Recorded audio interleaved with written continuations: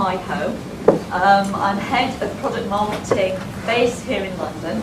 I was a primary teacher in a state school in the UK. I then went abroad and taught English in Japan for 6 years, which I loved. I then worked in Taiwan and in Hong Kong. So my passion really is young learners. And this is a commercial presentation in the sense that I'm using some samples of illustrations from a new course we have called Tiger Time. So please be aware that I do work for Macmillan and I'm using that. So, what do you hope to get out of this session? Can I just confirm, can you put your hand up if you teach children aged between about 4, 5, 6 and 10, 11, 12? Okay. Those of you hopefully get some ideas. If you teach older students, the ideas might still work. I once did a presentation to a group of senior headmasters and they loved the game. They went mad for them. So I hope you just enjoy sitting here. We are filming. There was a thing on the door. I'll explain that. And also, this presentation will be available online at Macmillan Education after the session. If you think it's so damn good, you want to share. So there we go. Let's see if the clicker's going to work. Never know. So this session is actually all about a product called Tiger Time. So I thought I would start with a joke. Man is driving along, police car stops, and he says, excuse me sir, do you know you've got a tiger in your car? And the guy goes, oh yes, I was aware of that. And the policeman goes, for goodness sake, take the tiger to the zoo. The next day, driving along, the policeman sees the self-same car, but this time, the tiger sat there wearing sunglasses. And the policeman says, excuse me sir, I thought I told you, take the tiger to the zoo. And the man says, I did. We had such a good time. We're going to the beach today. Now, why do I tell you that joke? It's because I want you to be engaged from the start. And the reason for that, and this is a quote which actually Carol Reed, author of Tiger Time, mentions in a training she did as a TED Talk. And that is because engagement is the fertile soil from which sustainable learning grows. And I thought if you're engaged at the start, whatever you else who don't remember, you might remember that joke. And when you get home to your kids or your husband and they say, was there anything good at IATEFL? You've got one joke up your sleeve that you can actually tell them, so you come away with something already. It's your credit. But engaging, getting students excited right from the start. So, I said in the abstract, which hopefully was why you came, I'll be doing some openness for starting a class. And there are lots and lots of ways to do this. And I know all of us have our own little techniques and rhymes and things that we do. But one of the things I like about this particular course is some of the songs. So, are you up for a little bit of participation this afternoon? Yeah. God, that's not bad, is it? Champion, right. Oh, I come from Yorkshire. By the way, I come from Yorkshire, which explains why I sound like I do. If you can't follow what I'm saying, or I'm getting dead excited, just kind of waft your arms around. And I'm not going too fast. Right, champion. So, I'm going to play a tune, hopefully.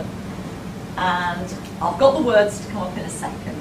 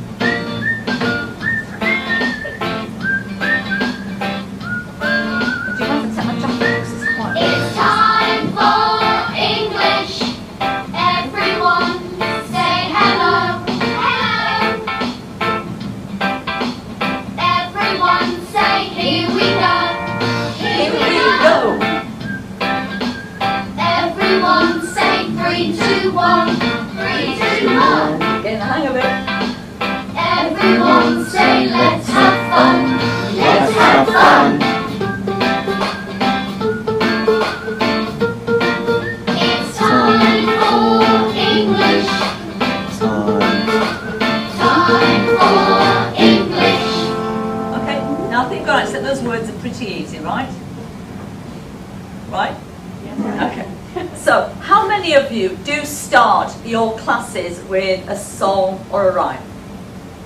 Okay. Great opportunity to start. Like I said, you can do this with older students as well. I tried this with businessmen, they all laughed until we started to get serious, and then it got more complicated. So what I would do with my class, obviously, is the first few times I would play and I'll get us to walk in. And obviously, we can do lots of easy actions. We can say hello, we can say let's have fun. Depending on how much room we've got, we can do the 1, 2, 3.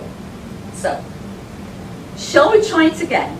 But shall we try and not sing the 1, 2, 3, but just do the numbers on our fingers?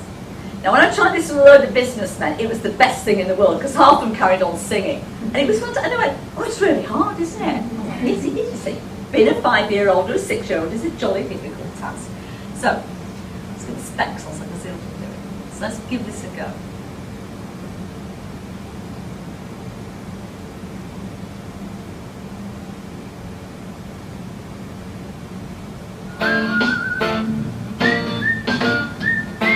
Remember, we're not going to say the numbers, so.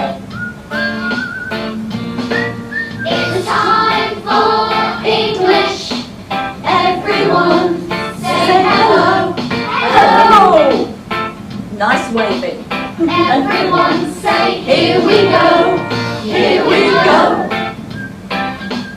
Everyone say 3, 2, 1. 3, 2, 1. Everyone say let's have fun. Let's have fun. It's time for English. Time for English.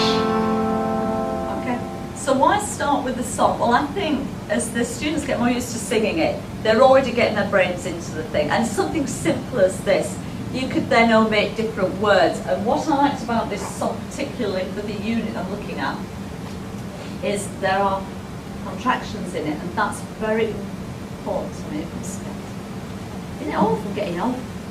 Right. Because later on we're going to be looking at the apostrophes where things have been missed. But I'm not going to flag it at this point, we'll come back to it. But by singing this song a few times, we're already getting ready for English. So are you ready for English? Yes. By God, I wish you were in class. Right, so.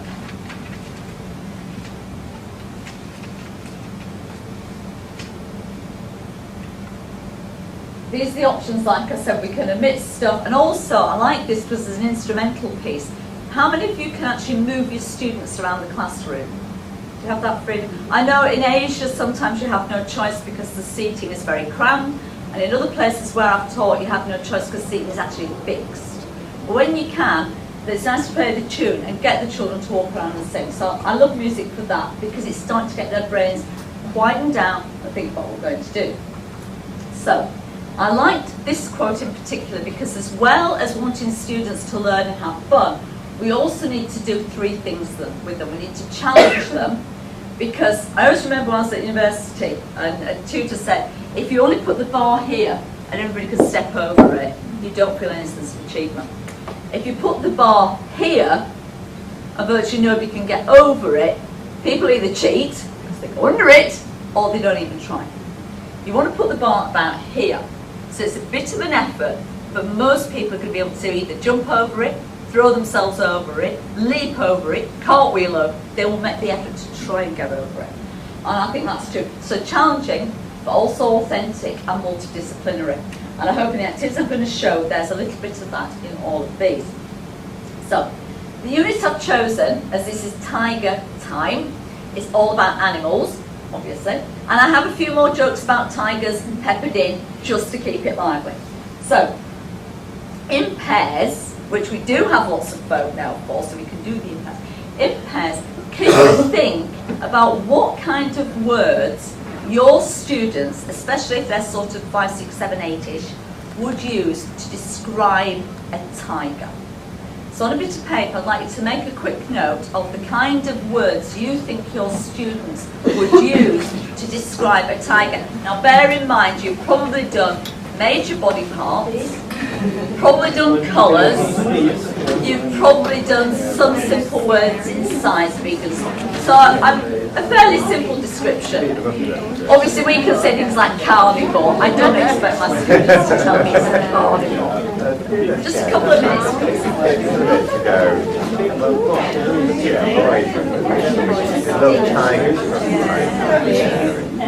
Right, I mean, write them down, because normally I'd ask the students to try and remember the words.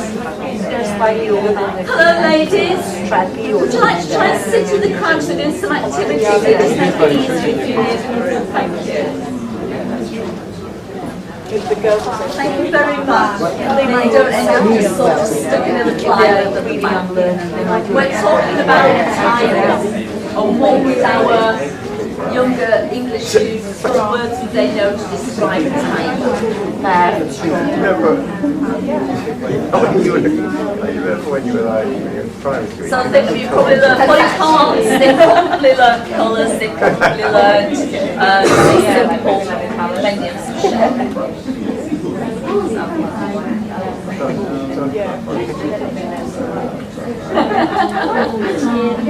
and it's not even a Macmillan one. No. Right. So hopefully you've all got a list of 2, 3, 4, whatever. And obviously, depending on the age of the student, and depending on their level of English, I'd accept quoting poetry would not be normal though. But normally I'd expect a few words to be misspelled, I'd expect a few words to be in the first language, I would expect a few words that are not quite correct. But anyway.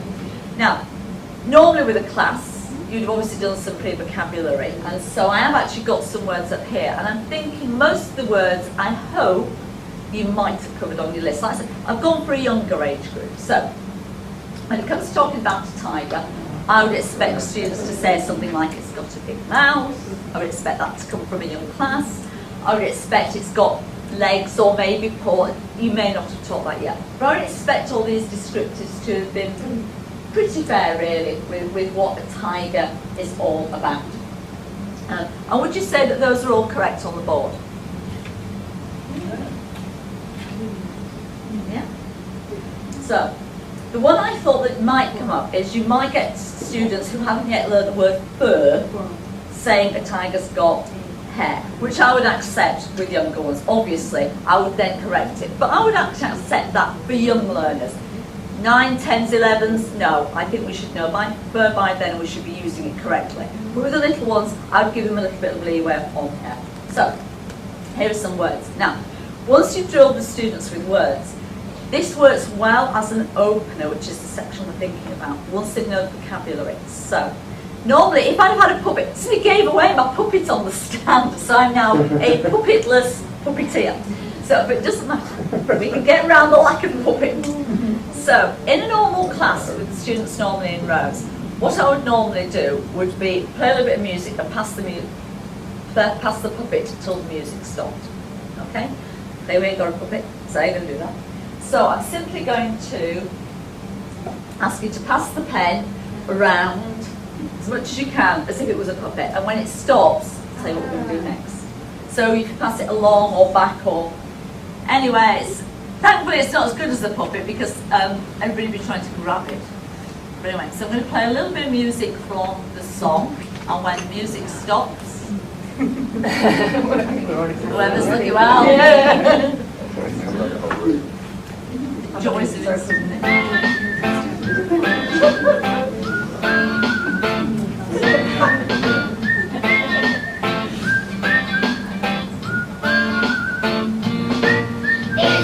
Right.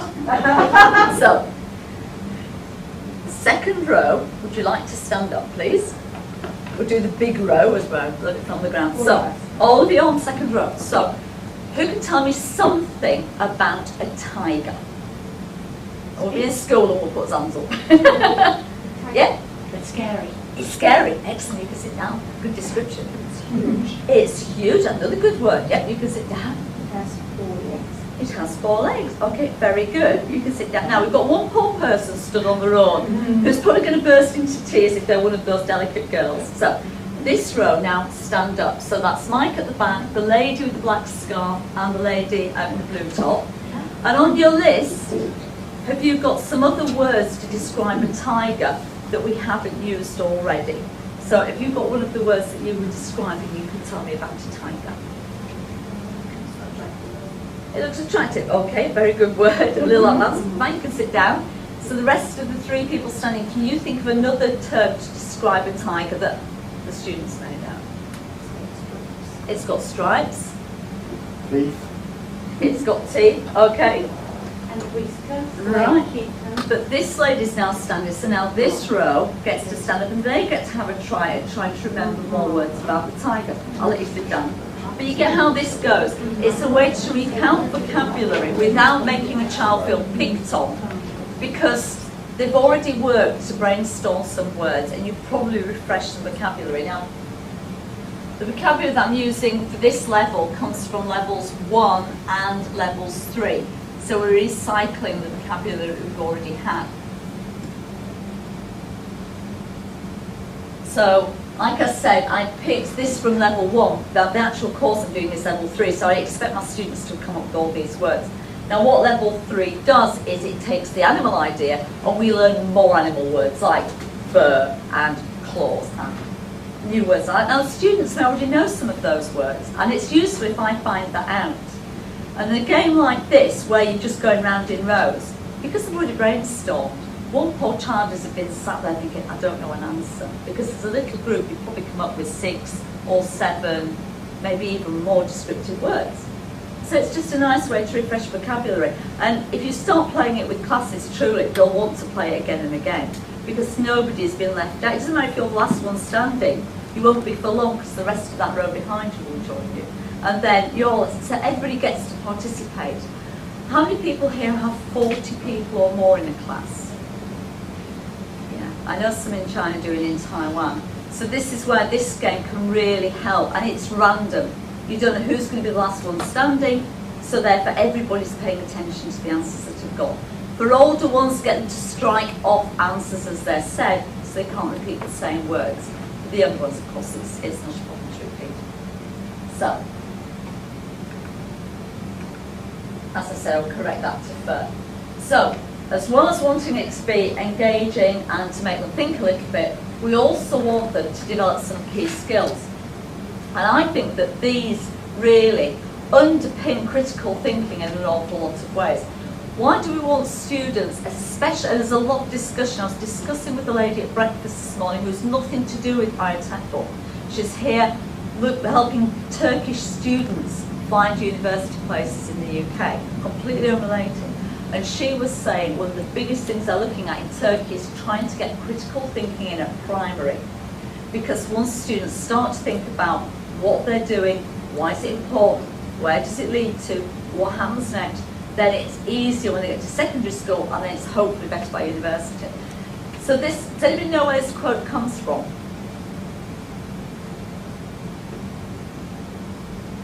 Do you think that's fair when we're talking about young learners? Do we get them to communicate, to collaborate, to organise and analyse what we're telling them to do and to make informed decisions? Would you say that's fair with what we hope and aspire for with our young learners? Yeah, I've got some notes at the back. Well, I like this quote because it was actually said by Jonathan Deere during the business day. And I thought, actually, when you think of what we want our little ones to do, when they're sat there, we say to them, can you talk about this nicely? Can you play nicely? Can you share the colours? Can you work together on this? Can you organise yourself into a group? We ask them to do all of those things which are collaborative and often communicative. We ask them to organise things. If we're doing a CLIL or a science experiment, we expect the students to be able to do a certain amount of organisation. If we want them in a group, we expect them to organise themselves into having a runner and a writer and a team leader and all that kind of thing. And of course, one of the things we really want to do is make informed decisions, to be able to say, this is good, this is the right thing to do, this isn't so smart, maybe I shouldn't be doing it, or this has responsibilities, or things that will happen if I do it, so do I really want to go down that path? If I knock the water all over, I'm going to clean it up. If I don't share things, then we're not going to have lots of friends. So we do actually use it in a way with all of our students. And that's something which Tiger Time does very well. So, as I said, this level now goes on and talks about students have already heard a little bit about animals. It then goes on and develops all the different things that animals do. So, we've all got 5 fingers. Tigers only have 4 claws. And parrots actually have 3, but we'll ignore that. So, all these animals students should know the names of, and we're getting more information. They've already learned the words like eyes, nose, mouth, all those in level 1. So now we're teaching them more things like beak and whiskers and things in level 3. So, with a partner, I'd like you to think about an animal and to describe it without giving its name. So, see if your friend can guess which one it is. So, for example, you might say, it's black, it's got 2 eyes, it's got 2 ears, it's got claws, it's got a tail. What animal is it? It's a kitten, okay? And the students can have a go at doing this for each other. But a way to help students is to give them 5 points to try and say about it. So with a partner, just give 5 hints and see if they can guess it before you've gone through all 5 points, okay? So if you get into 2s and 3s, see if anybody can actually outwit their partner. So now we go into adult mode, we'll try and outwit them with our advanced knowledge of this. But you only get to give 5 clues maximum. So give it a go. So for example, as I said, it's black, it's got 2 ears, it's got 2 eyes, it's got some claws. You guessed it by my 4th one, so I don't have 1 clue left to give. Okay? So see if you can outwit each other as adults. It's a big problem.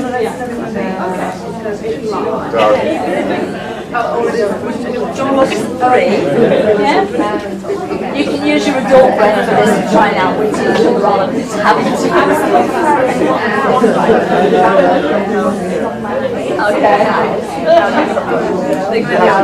exactly what it is. So you can use your adult brain for this activity, but only 5 clues to match what you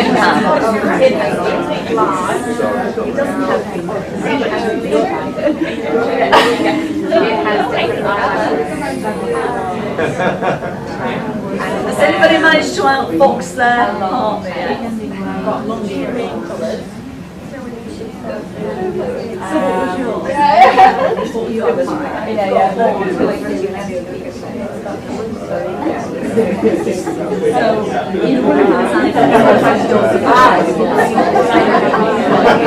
Think of an animal.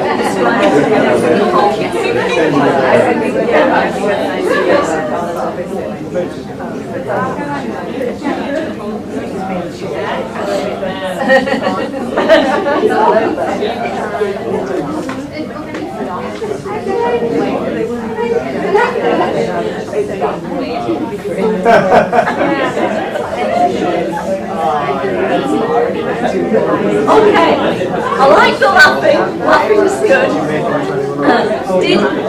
Did anybody manage to get through their 5 clues without somebody guessing? Would you be prepared to share your one that you got through the 5 clues for? Okay, yeah.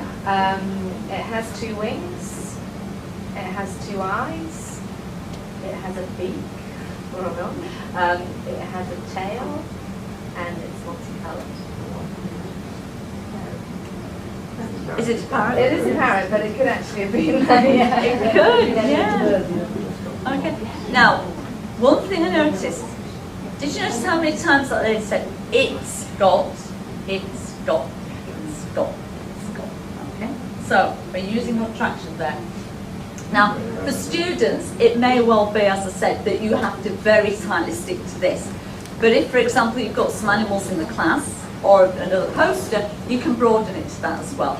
But this, again, is another really fun thing. And we've already got a lot more vocabulary from what we just did as our opener, with all the lines of words that students have heard. So they may remember other animals with other attributes that they want to talk about. So, why is this important? Well, I thought I'd get a bit of Bloom's taxonomy in, just for the sheer heck of it. Makes me sound clever, fairly highbrow. But one of the things I said was, why are we doing all of this? And I think that actually, we want students to have an absolute level of knowledge. But it's all right filling them full of facts, but if they can't use the facts, they need to have understanding. So you might say, a description of an animal, but if the child doesn't understand what you're talking about, you may be describing a beautiful fluffy kitten, or you might be saying, there's a darn big tiger behind you, let's get moving. When I was very fortunate to travel, I went to a country which had a little bit of an unsettled thing going on, and I speak no Spanish whatsoever. And a very nice chap came up to me and started talking to me, and I thought, hey, this is great. I'm like, pulled. What he was actually trying to tell me, I found out later, was there's due to be a big demonstration and you don't want to go anywhere near the bars, right? Now I didn't get this. I kept saying bloody bloody bar, bloody bloody bar, thinking, what time, handsome? Nothing to do with it. I didn't understand the word he was saying. I've got perfect knowledge of it's very dangerous to be anywhere where there's about to be a coup. Don't go near where all the disturbance is going to be. I'm not an idiot. I didn't understand what the chap was saying to me, so I couldn't apply the information I was being given, which was don't go near the centre of town, avoid the bars. Of course, I couldn't analyse what he was saying to say if this guy was trying to scare me or was trying to give me good advice, and so I couldn't then absorb it and use it to make an evaluation. And sometimes with little ones, we give them lots of words, but they can't understand how to use them, so they never start to go up the pyramid. And one of the things I like about this course is it gives lots and lots and lots of bits of information which slowly build up that pyramid. A little bit like me getting stuck and not knowing that the guy wasn't asking me out for a drink. He was saying, don't be in town after 2 o'clock, so there's going to be a demonstration. And there was. And thankfully a nice policeman got me out of the problem because I didn't understand Spanish. So, didn't stop somewhere. So, quick, I said I'd keep you attentive with some jokes. Which side of a tiger has the most stripes? It's outside. Yeah, I know. Pathetic. It's outside. Yeah. Yeah, I guess. So, right. One of the things that I said was we need to make sure that there's a challenge. And as I said, when we went through this game, we said it's, and contractions are one of the things I really like. Do you teach contractions to your students? I think we all do, whatever age. Does anybody here have a nice technique that they use to describe contraction that they'd like to share?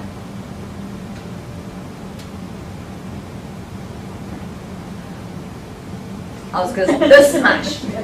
Okay. It and has, or it has got, it's got, you squash out a word. Which one's gone? Has and not, hasn't. We squashed out a letter. Which one? When you first do this, the kids will be like, oh, we get to clap really loud in class. And then they'll go like this, like seals. But when you get them into the habit, it works. Because, of course, we've done quite a few contractions already. So we'll have had, he is playing football or whatever. He is riding a bike in early lessons. So he and is becomes his. But we only clap when we miss out a letter. And I found that works.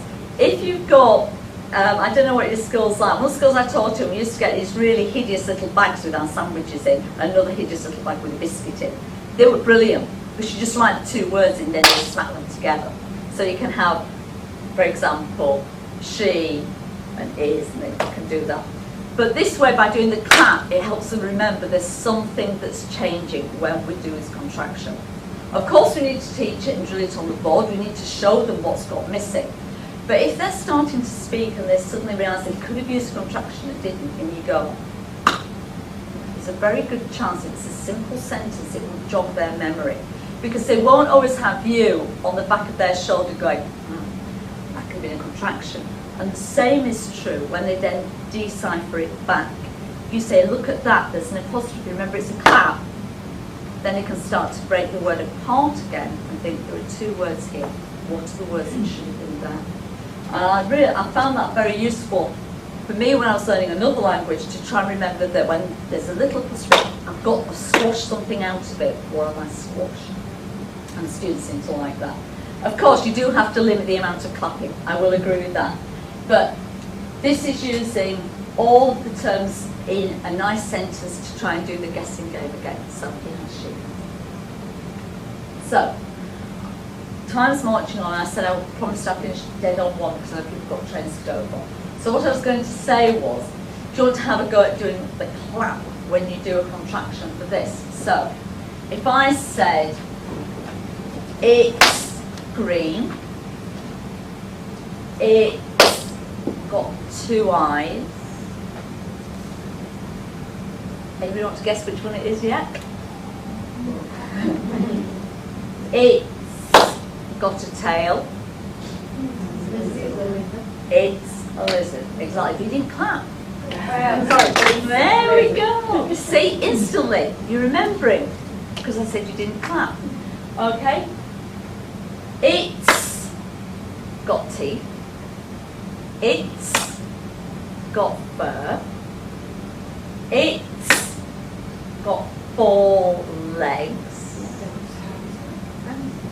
What's the answer? It's a hamster. You see, you're already getting it. And it's just when you do it with the students and you start clapping, they'll listen, they remember. It's so much easier because they're remembering for themselves instead of you having to stop the class and go, now what did we do last week? And they all go, oh. Because it's just that little way.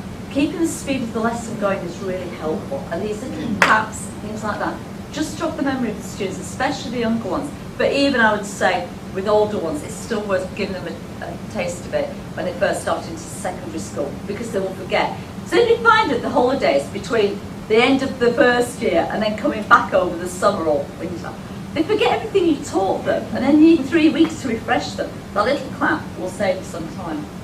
So it has to be engaging, challenging, authentic, and multidisciplinary is what I said before. So, now for the challenge. So we've done about all sorts of different animals, we've learned different words, we've reviewed words that we've done before, different body parts and colours and size and things. So, the next thing is, what we're going to do to challenge our students. So, in this book, this is again from Tiger Time Level 3.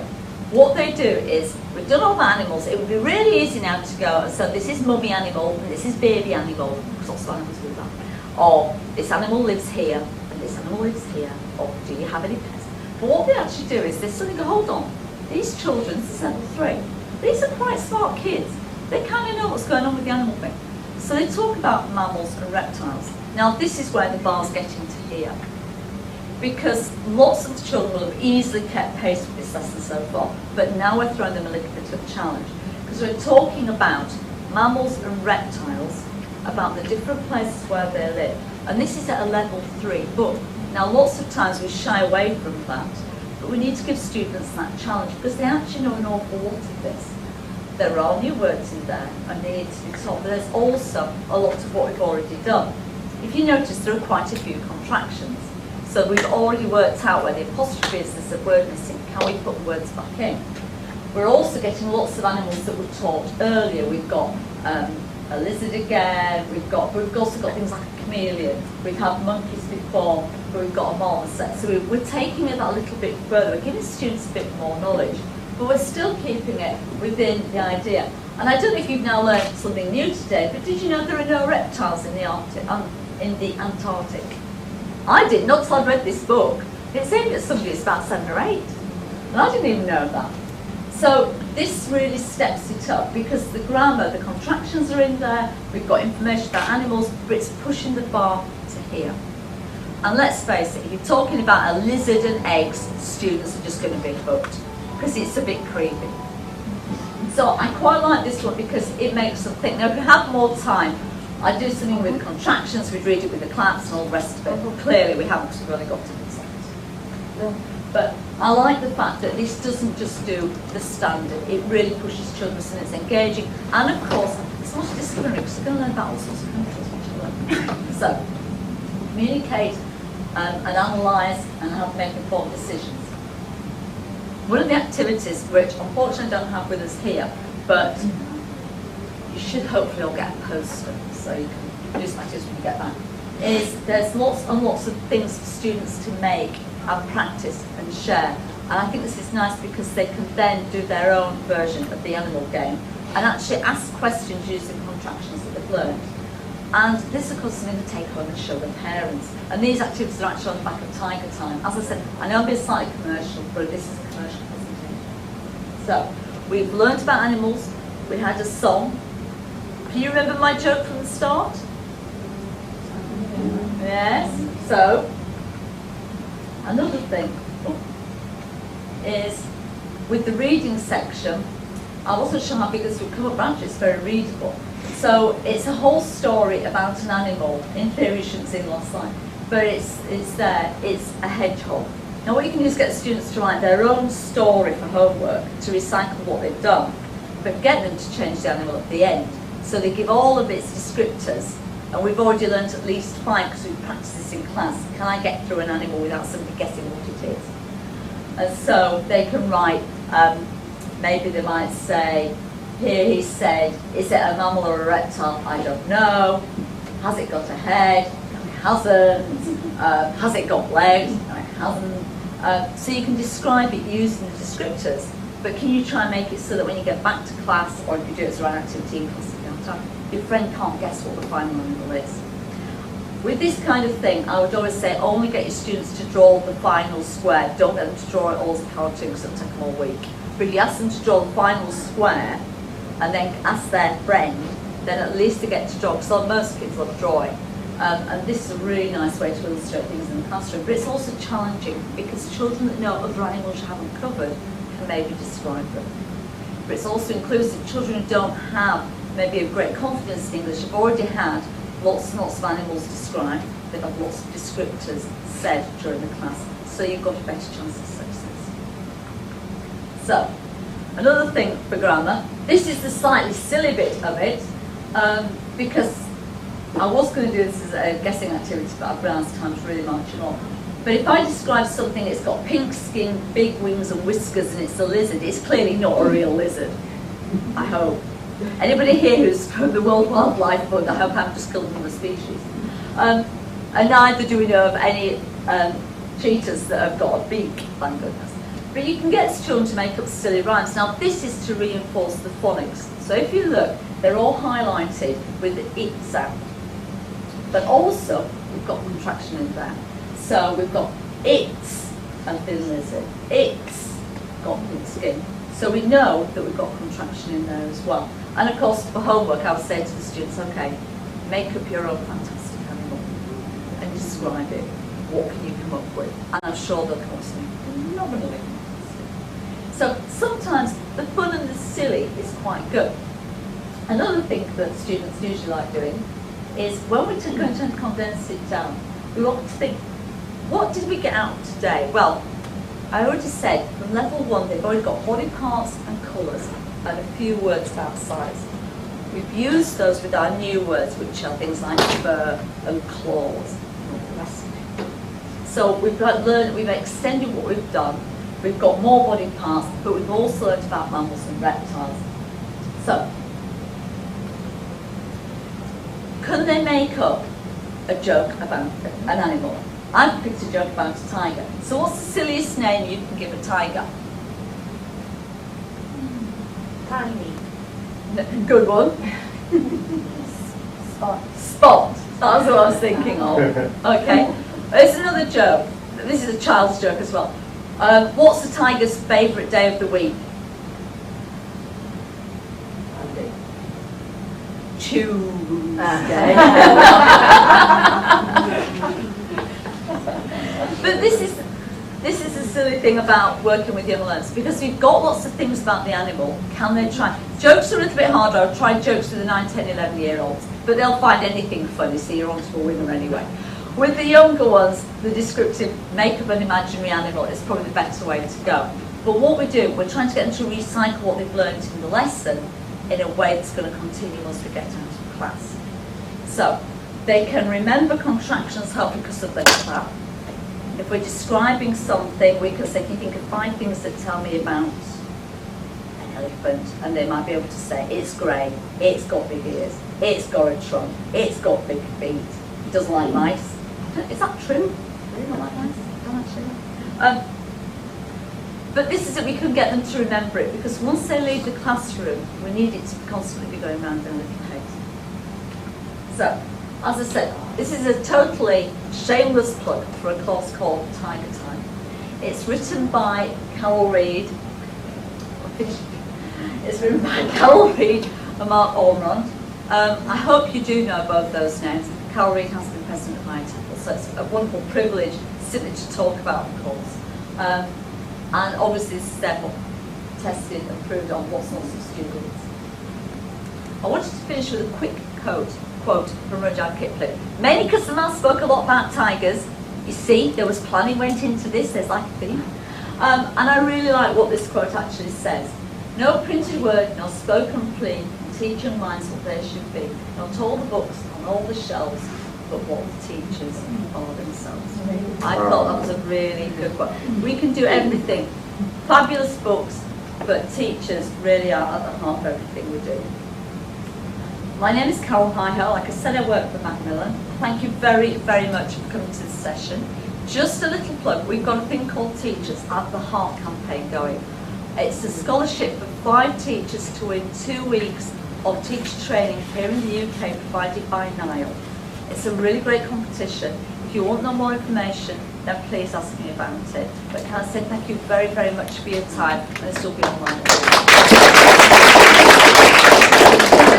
Going back the